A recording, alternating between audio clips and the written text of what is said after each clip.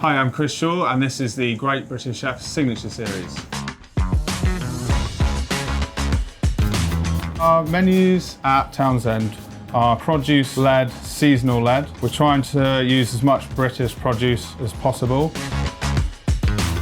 Cuttlefish is pretty sustainable and it comes in at a very good price, and it's got a really good meaty texture to it. It's a fairly rustic dish. Our dishes are simple, but I like to think they are quite refined in some ways.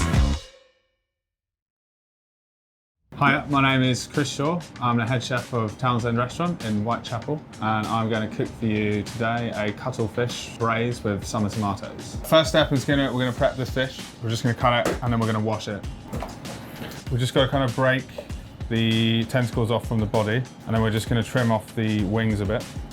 I've chosen this dish because it's really easy to throw together. It's kind of an all year round dish because we're going to use fresh tomatoes today, but then if you were in winter, we could use tinned tomatoes and it would get still a really nice result. So with squid or cuttlefish, you generally go for 1 minute or 1 hour. So if you could flash fry it in a deep fat fryer or like in a pan with oil really quickly for a minute, or you braise it down for an hour, anywhere in between, it will come out really tough. So the general rule of thumb is 1 minute, 1 hour. So next step, we're going to start cooking our onions and fennel down. So we'll get a big pan, a couple tablespoons of olive oil in there, and then we're just going to slice up our fennel and onions. That's our onions. We're just going to get them in sweating over here.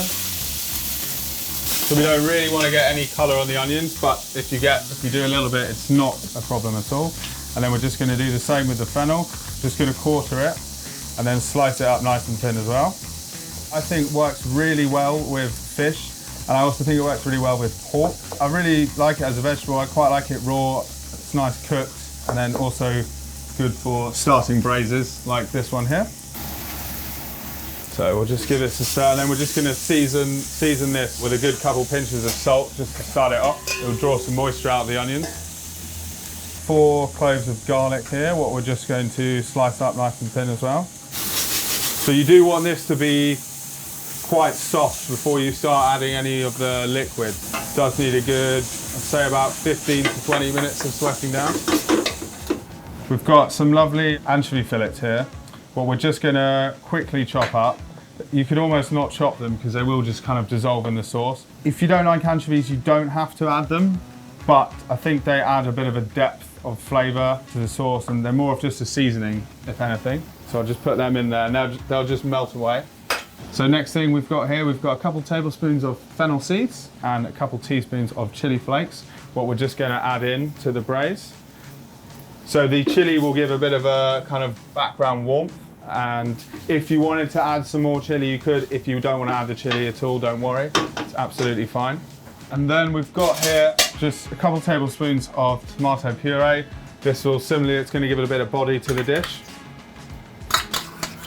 We've got some white wine, which we're just going to go straight in here. And we just want to cook out the alcohol and just reduce it down a little bit. So next step is to roast off. These are kind of just cherry tomatoes from a supplier called Shrub Provisions. Season them with a bit of salt, some good quality olive oil, and then we're just going to roast them in the oven for around 20 minutes.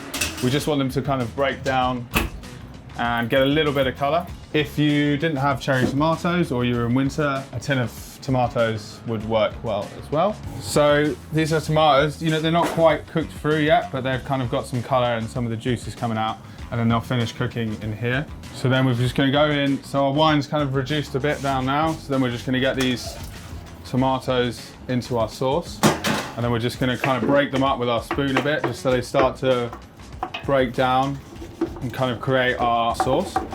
So we've added our tomatoes, we've cooked them down for about 5 minutes or so, just so they break up and create the sauce.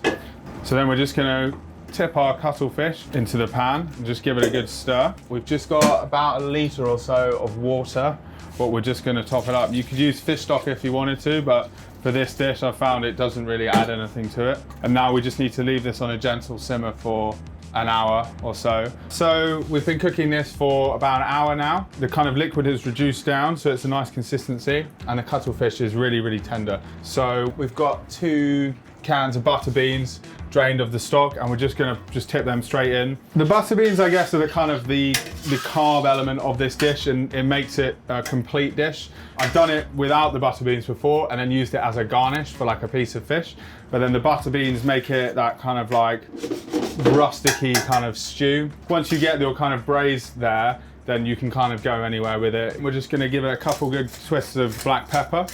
We'll just give that a final mix. A little bit of lemon juice.